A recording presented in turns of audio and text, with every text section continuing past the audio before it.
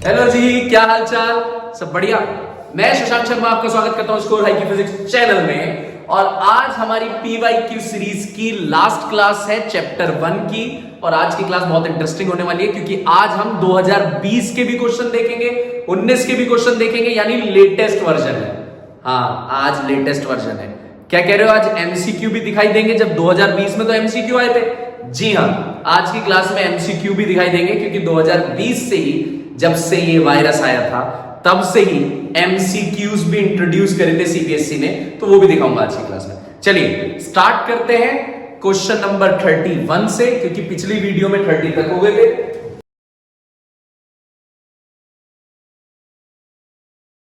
तो question number 31 कह रहा है दो बॉल्स हैं, दोनों पे पॉजिटिव चार्ज है Q, और दोनों के बीच में दोनों ऐसे आपने सस्पेंड कर रखे हैं स्ट्रिंग से। पॉजिटिव चार्ज Q है, अभी दोनों के बीच में वैक्यूम है। अब थोड़ी देर में आपने इन दोनों चार्जेस के बीच में कोई प्लास्टिक की शीट इंट्रोड्यूस कर दी। प्लास्टिक की शीट इंट्रोड्यूस कर दी इन दोनों के बीच में। तो कह रहे फोर्स पे क्या फर्क पड़ेगा, फोर्स पे क्या इफेक्ट पड़ेगा। आप सब जानते हैं कि वैक्यूम में फोर्स होती है 1/4 pi epsilon naught Q1 Q2 upon R square. और जब आप कोई शीट लेके आ गए तो फोर्स हो गई 1/4 pi epsilon not K Q1 Q2 upon R square. इसका मतलब फोर्स जो है वो K पे इनवर्सली। और आपने प्लास्टिक की शीट इंट्रोड्यूस कर दी, यानी आप लेके आ गए K। अगर आप K लेके आ गए तो फोर्स तो ऑब्वियस सी बात है रिड्यूस हो जाएगी। तो हमारा आंसर इसमें क्या रहेगा? रिड्यूस। क्वेश्चन नंबर 32 देखते रहिएगा। 32 क्वेश्चन क्या कह रहा है? बहुत ही बढ़िया क्वेश्चन है, बहुत बढ़िया। 2014 में कंपार्टमेंट में पूछा गया था। बताओ, बेचारे कंपार्टमेंट वाले बच्चों को ऐसा क्वेश्चन पूछ रहे हैं। देखिए, Q1 Q2 इन दोनों के बीच का डिस्टेंस है D। इस पॉइंट पर नेट इलेक्ट्रिक फील्ड 0 है। पॉइंट P पर नेट इलेक्ट्रिक फील्ड 0 है। तो आपको यह बताना है, अगर पॉइंट P पर नेट इलेक्ट्रिक फील्ड 0 है तो आपको सिंपल सी बात यह बतानी है कि इन दोनों चार्जेस के बारे में आप क्या कह सकते हो। बढ़िया क्वेश्चन है, पर ध्यान से देख लो, शांत हो जाओ, क्वेश्चन देखो ध्यान से। कह रहा है दो चार्जेस हैं Q1 Q2, इन दोनों के बीच की दूरी है D। इस पॉइंट पर नेट इलेक्ट्रिक फील्ड 0 है। तो आपका क्या कहना है Q1 और Q2 के बारे में? अब मेरी सुनो, ये Q1 और Q2 अगर दोनों पॉजिटिव होते तो दोनों की इलेक्ट्रिक फील्ड जाती बाहर।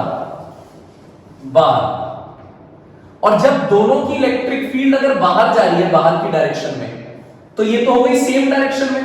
तो नेट इलेक्ट्रिक फील्ड तो होती E1 प्लस E2, और जब प्लस हो रही है तो वो कभी भी 0 नहीं हो सकती, यानी ये केस नहीं हो सकता।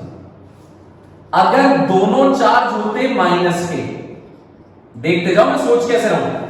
अगर दोनों चार्ज होते माइनस के Q1 Q2, तो दोनों की इलेक्ट्रिक फील्ड आ रही होती अंदर, Q1 वाले के Q1 के अंदर, Q2 वाले के Q2 के अंदर। दोनों की इलेक्ट्रिक फील्ड आ रही होती अंदर। तो नेट इलेक्ट्रिक फील्ड, क्योंकि ये दोनों सेम डायरेक्शन में है, प्लस हो जाती है E1 प्लस E2। और जब दोनों प्लस होती है तो कभी भी 0 नहीं हो सकती। तो यानी ये केस भी नहीं हो सकता।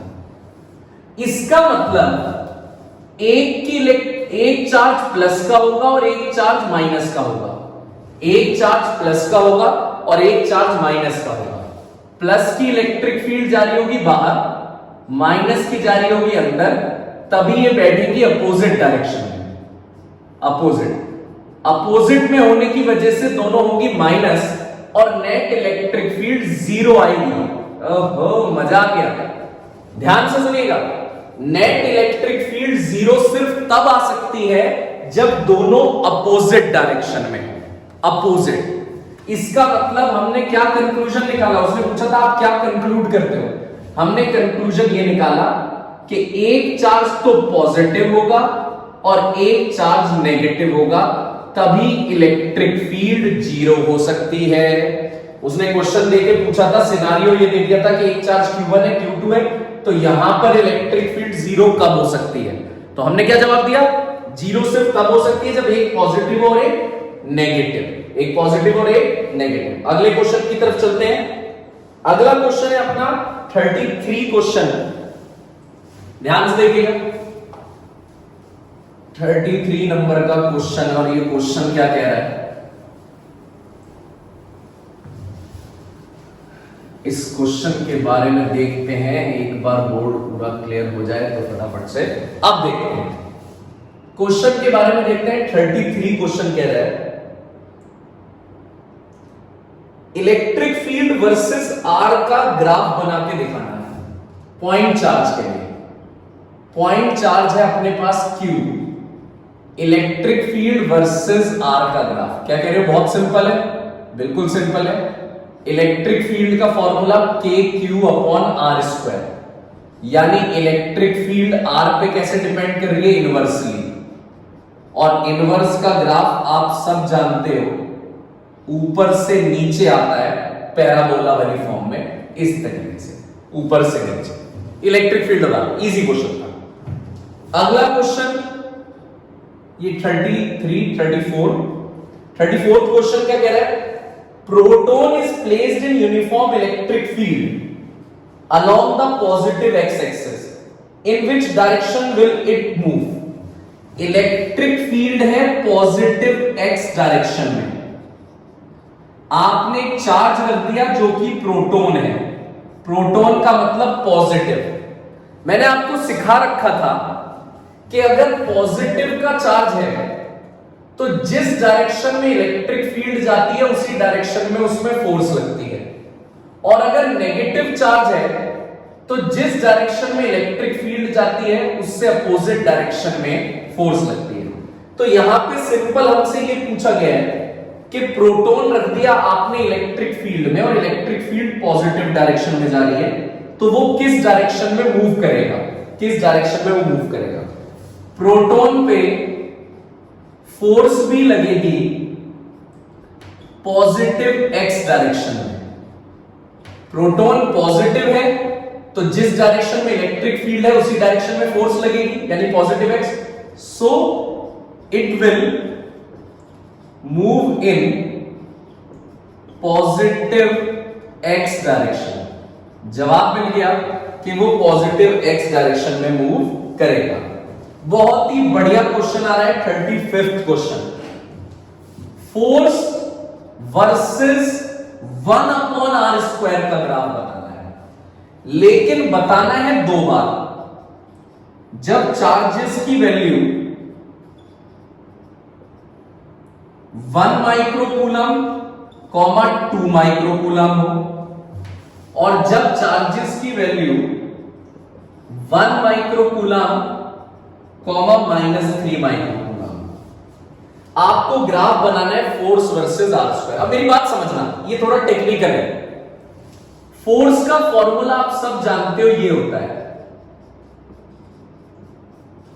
अगर वो मुझसे कहता फोर्स का ग्राफ बना r के साथ, फोर्स का r के साथ, तो फोर्स r के साथ इनवर्सली है, ग्राफ ये बनता r के साथ।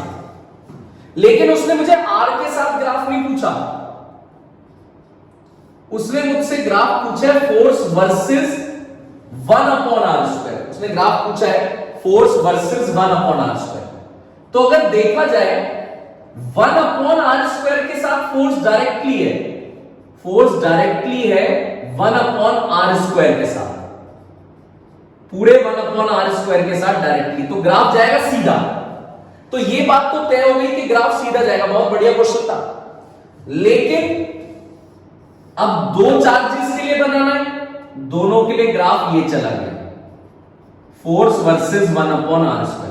अब क्वेश्चन उठता है कौन से वाला ग्राफ किसका है, इसका कौन सा है, ए नंबर का, और बी नंबर का ग्राफ कौन सा है, इन दोनों में से।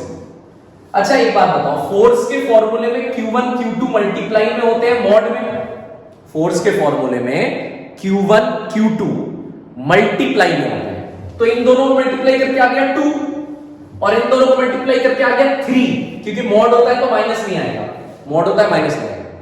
इसे मल्टीप्लाई करके आ गया 2, इसे मल्टीप्लाई करके आ गया 3, तो मल्टीप्लाई करके ज्यादा आ रहा है ये।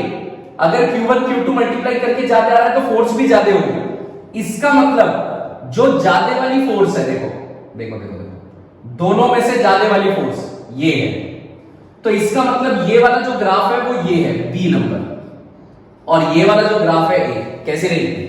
बढ़िया रहेगा? कमेंट में लिखो, अभी लिखो कि बढ़िया रहे। अगर देख रहे हो तो कमेंट में लिखो बढ़िया रहे, मजा आ गया इस क्वेश्चन में। और अगर थोड़ा भी कंफ्यूजन है, थोड़ा सा वीडियो को पीछे ले आओ और फिर देख डालो कि फोर्स वर्सेस 1/r²। मजे लो फिजिक्स में, फिजिक्स को ऊपर से मत जाने दो। देखो यहां इलेक्ट्रिक फील्ड और आर का ग्राफ पूछा था तो वो दोनों इनवर्स थे। यहां फोर्स और आर का नहीं पूछा, आर का पूछा होता तो इनवर्स पूछा है, फोर्स वर्सेस 1/r, तो पूरे 1/r के साथ कैसा है? अरे भैया डायरेक्टली है, और डायरेक्टली तो ऐसे ही जावत रहा, समझ रहे ना? कौन से गोला से? वो धरती। तो देखो आप यहां तक क्लियर हो गया। अगला क्वेश्चन देखिए मजे से क्वेश्चन, और ध्यान रखिएगा 2020 का भी क्वेश्चन आ रहा है आज की वीडियो में। हाँ आगे मत करो, पूरा देखो। देखिए अगला क्वेश्चन देखो और इसे समझो। 35 तक हो गए, 36 क्वेश्चन देखेंगे और आनंद उठाएं। क्या उठाएं? नहीं नहीं कुछ और नहीं उठाएगा, आनंद उठाएंगे। देखिए 36 क्वेश्चन, डायरेक्ट क्वेश्चन पूछा है 2017 में। Derive the expression for electric field at a point on equatorial line of dipole. Dipole की इक्वेटोरियल लाइन पे आपको इलेक्ट्रिक फील्ड डिराइव करनी है, तो डायरेक्ट डेरिवेशन है डाइपोल का। सेकेंड पार्ट में पूछा है डाइपोल स्टेबल कब होगा और अनस्टेबल कब होगा। आज इस पे एक बहुत बेहतरीन क्वेश्चन आने वाला है आगे, बहुत बेहतरीन, मजा आएगा इसी चीज पे। ये आपको पता है डाइपोल स्टेबल होता है जब वो 0 डिग्री का एंगल बनाता है इलेक्ट्रिक फील्ड के साथ, यानी पैरेलल, जब वो पैरेलल होता है। और डाइपोल अनस्टेबल तब होता है जब वो इलेक्ट्रिक फील्ड के साथ 180 डिग्री का एंगल बनाता है, यानी एंटी पैरेलल। जिसे नहीं पता दिमाग में बैठा लो, काम की चीज है, कई बार पूछता है।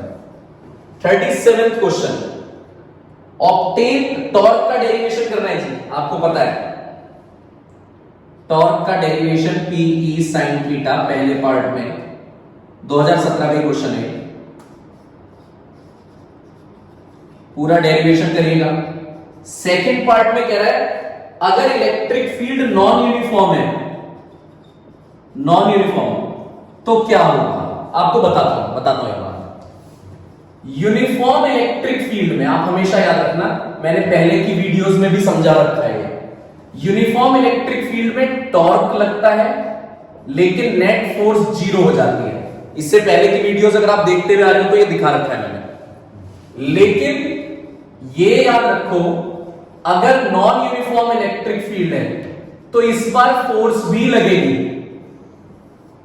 इस बार फोर्स भी लगती है डाइपोल पे, फोर्स 0 नहीं होगी नॉन यूनिफॉर्म इलेक्ट्रिक फील्ड में। ये याद रखना, काम की चीज है। 38th question, derive an expression for electric field to a dipole of length 2l at a point of distance r from the centre of dipole of length axial line l। क्या है? डाइपोल है जिसकी length 2l है, हम 2a लेते थे, यहां 2l लिखते हैं, एक ही बात है।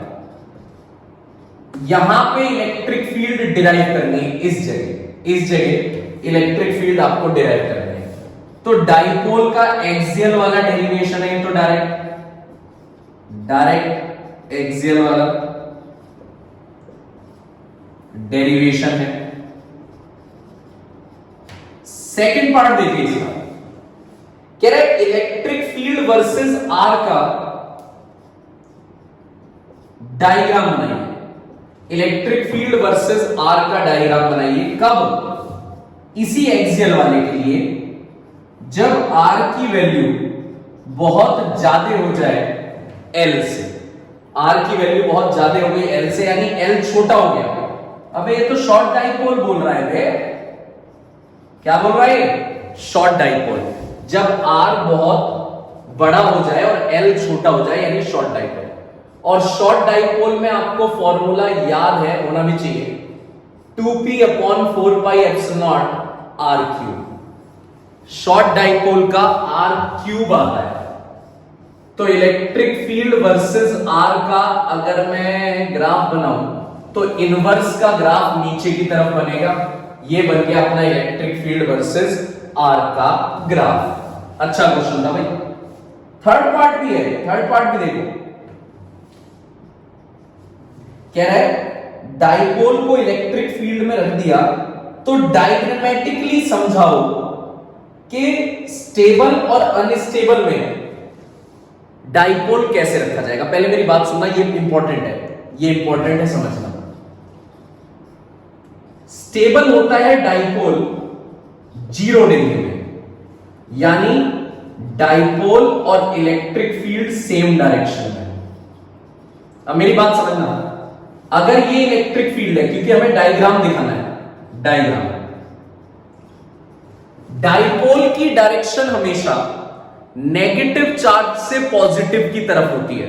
याद कर लो, डाइपोल की डायरेक्शन हमेशा नेगेटिव चार्ज से पॉजिटिव की तरफ होती है। तो ये तो हो गई डाइपोल की डायरेक्शन, डाइपोल मूवमेंट की। डाइपोल मूवमेंट की डायरेक्शन ये हो गई नेगेटिव से पॉजिटिव, ये हो गई। और इलेक्ट्रिक फील्ड भी इसी तरफ है। डाइपोल मूवमेंट ये हो गया, इलेक्ट्रिक फील्ड भी इसी तरफ, यानी 0 डिग्री हो गया। ये डायग्राम बनाना था। इसी में अनस्टेबल का भी बनाना था। इसी में अनस्टेबल, अनस्टेबल मैंने बता रखा है 180 डिग्री पे होता है। अभी पूछा था कहीं, ये रहा 180 का मतलब इलेक्ट्रिक फील्ड के साथ डाइपोल अपोजिट डायरेक्शन में। ये इलेक्ट्रिक फील्ड है और डाइपोल की डायरेक्शन देखनी होती है माइनस से पॉजिटिव की तरफ। ओए होए होए, लाजवाब क्वेश्चन। माइनस से पॉजिटिव की तरफ हो गई डाइपोल मूवमेंट की डायरेक्शन। इलेक्ट्रिक फील्ड इस तरफ है, 180 डिग्री बन गया। माइनस से पॉजिटिव होती है डाइपोल मूवमेंट की डायरेक्शन, इलेक्ट्रिक फील्ड इधर है, डाइपोल मूवमेंट भी इधर है, 0 डिग्री हो गया। एक और चीज पूछ ली इस क्वेश्चन में, दोनों का टॉर्क भी बताओ दोनों केसेस में। भाई टॉर्क होता है Pe sin थीटा। जब थीटा को 0 रखोगे तो टॉर्क 0 आएगा। यहां भी जब 180 रखोगे तो sin 180 भी 0 होता है। तो दोनों सिचुएशन में टॉर्क अपना क्या रहेगा? 0 डिग्री। दोनों सिचुएशन में टॉर्क रहेगा 0। क्वेश्चन नंबर 39 की तरफ चलते हैं। 39 क्वेश्चन की तरफ चलते हैं। इसे मिटा लें। मजा आ रहा है ना क्वेश्चन में? ये अच्छा था, मुझे अच्छा लगा, अच्छा क्वेश्चन था। तो अब चलते हैं 39 क्वेश्चन की तरफ। क्या कह रहा है 39 क्वेश्चन, देख लेते हैं। बढ़िया बढ़िया क्वेश्चन धीरे धीरे आगे चल रहे हैं। 2020 का क्वेश्चन आ जाएगा बहुत जल्दी। ओहो, बहुत बढ़िया, बहुत बढ़िया। 39 क्वेश्चन कह रहा है, एक डायग्राम दे रखा है।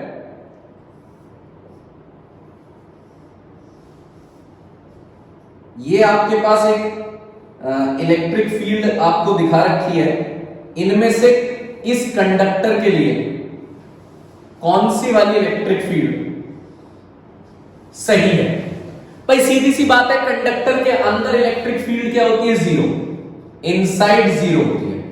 तो इलेक्ट्रिक फील्ड लाइन अंदर नहीं होगी। ये अंदर है, सॉरी गलत है, नंबर नाम दे रखेंगे A B C D। ये भी अंदर जा रही है, सॉरी। ये भी अंदर है, सॉरी। ये ठीक है। यानी कौन सी इलेक्ट्रिक फील्ड लाइन ठीक है? Option number D, D option रहेगा इसका।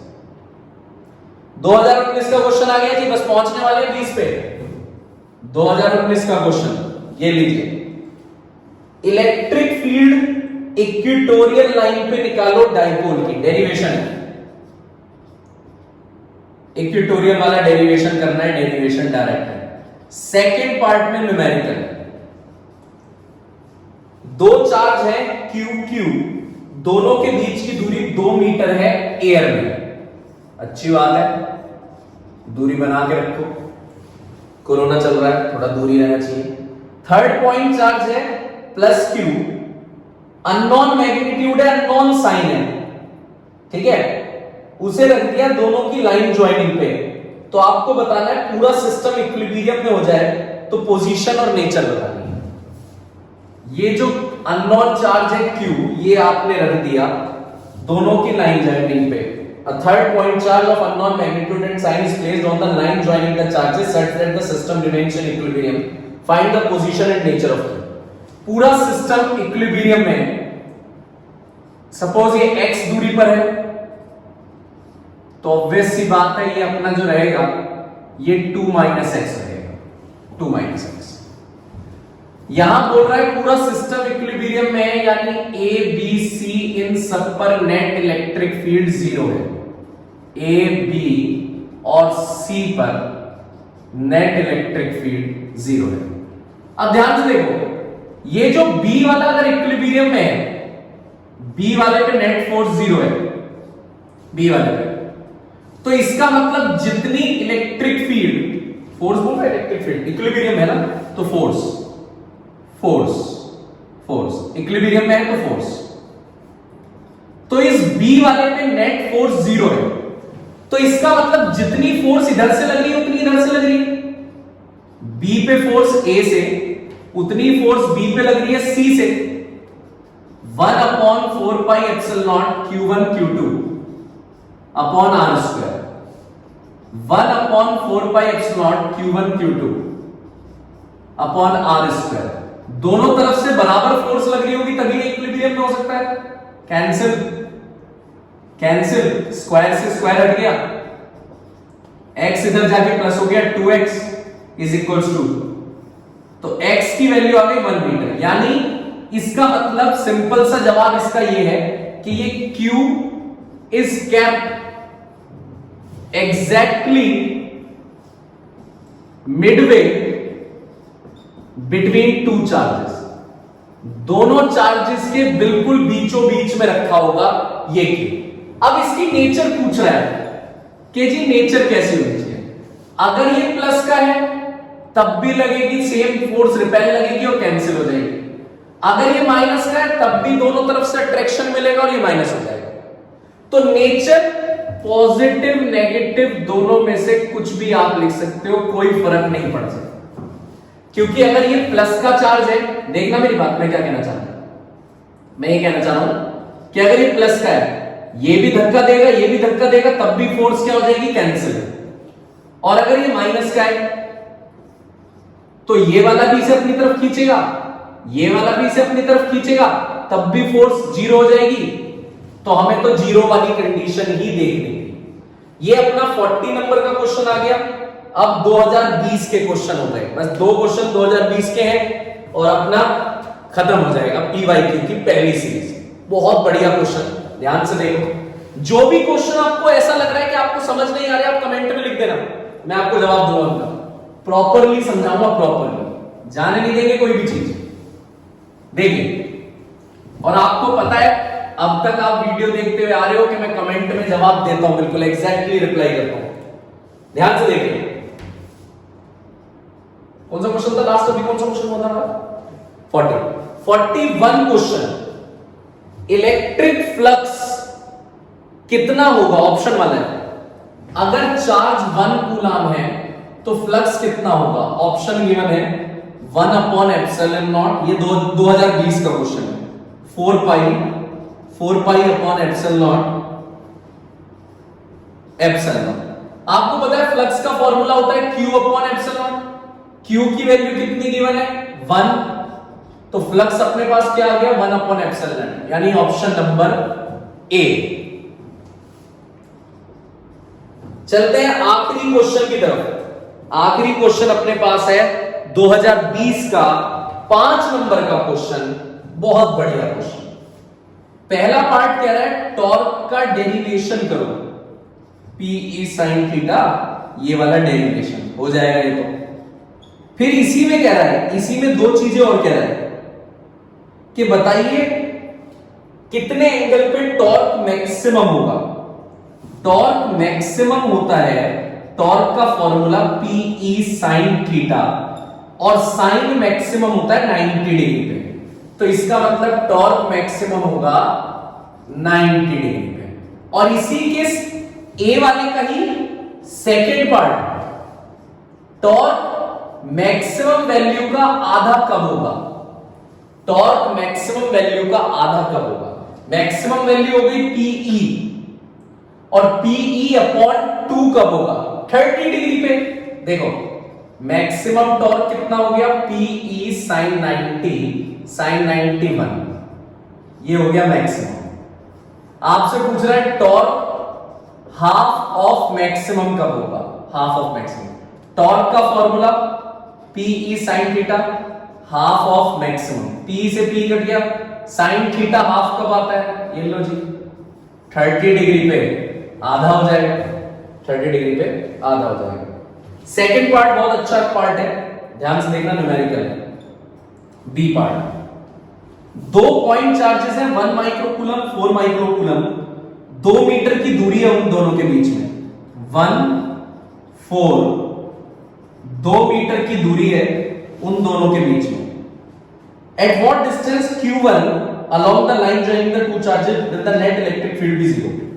आप q1 को कहां रखोगे जिससे नेट इलेक्ट्रिक फील्ड 0 आ जाए। q1 कहां रखी जाएगी जिससे नेट इलेक्ट्रिक फील्ड 0 आ जाए। मैंने मान लिया यहां से x दूरी पर, और ये बची हुई दूरी हो गई 2 - x, x 2 - x, a b c। Net electric field C पर 0 तब हो सकती है जब दोनों तरफ से बराबर इलेक्ट्रिक फील्ड लगी, दोनों तरफ से बराबर इलेक्ट्रिक, A से और B से बराबर इलेक्ट्रिक फील्ड लगी हो, A से और B से बराबर। अब ध्यान दो, A से जो इलेक्ट्रिक फील्ड मिल रही होगी इसमें 1/4πε0 Q अपॉन r², B से जो मिल रही होगी 1/4πε0 Q अपॉन r²। दोनों तरफ से बराबर इलेक्ट्रिक फील्ड लग रही होगी, तभी ये नेट इलेक्ट्रिक फील्ड 0 हो सकती है। कैंसिल कैंसिल, 1/x², इसे मैं 4 को लिख सकता हूं 2 का स्क्वायर, और नीचे है 2 - x, पूरे का स्क्वायर हो गया। ऐसे इस तरफ भी पूरे का स्क्वायर हो गया, स्क्वायर से square cancel, cross multiplication, cross multiplication, 2x और x 3x, x की वैल्यू 3/2 मीटर खत्म। PYQ सीरीज एंड हो गई किसकी, चैप्टर नंबर 1 की। सारी वीडियोस देख लो, मार्क्स चाहिए CBSE में तो देख डालो। अगर पीछे की वीडियोस नहीं देखनी है तो कौन देखेगा, तुम देखोगे। भैया हमने तो 2020 तक करा दिए, हमने अपने एंड की मेहनत कर दी, तुम नहीं करना करोगे तो नंबर कौन लाएगा, तुम ही लाओगे ना। देखते रहिए, चैनल को सब्सक्राइब अगर नहीं किया तो गलत बात, बहुत गलत बात है। गरीब आदमी मेहनत कर रहा है, तुम सब्सक्राइब भी नहीं कर पा रहे, एक बार बटन दबा दो यार। चैनल को सब्सक्राइब नहीं करा, कर दो, कमेंट कर दो, इसे फैला दो, वीडियो को शेयर कर दो, कुछ हेल्प भाई की भी कर दो, और फिजिक्स पढ़ते रहो क्योंकि फिजिक्स हार्ड नहीं है।